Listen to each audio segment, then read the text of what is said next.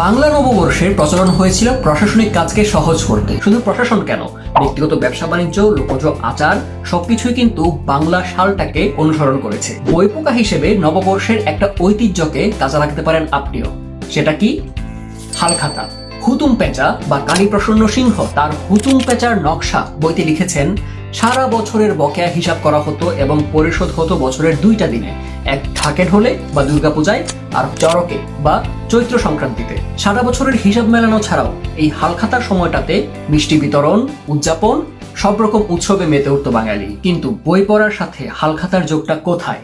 ভেঙে বলছি। ব্যবসায় কি কি হলো তার হিসাব যেমন হালখাতায় থাকে, তেমনি ভাবে কি কি বই পড়া হচ্ছে সেটাও আপনি ট্র্যাক করতে পারেন আপনার হালখাতায়। তারপর সেই হিসেবের ভিত্তিতে প্রতিদিনের যোগ বিয়োগ যেমন পরিবর্তন হয়, তেমনি ভাবে বই পড়ার সাথে কি কি করার ইচ্ছে আছে সেগুলো আপনি টুকে রাখতে পারেন আপনার হালখাতায়। যেমন আমার মাথায় থাকে বইটা পড়ে কি ভাবলাম সেটা লিখেছি কিনা, সেটা নিয়ে ভিডিও বানালাম কিনা, সেটার ছবি তোলা হলো কিনা, প্রয়োজন মতো টোকা থাকে।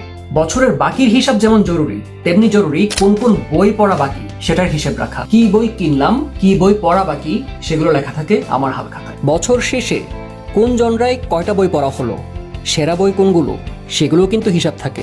গল্পগুলো যাদের লেখা তাদের দেশ এবং ভাষা কোনটা সেই হিসাবটাও থাকে। থাকে কোন কোন ছোট গল্প পড়লাম সেগুলোর আলাদা তালিকা।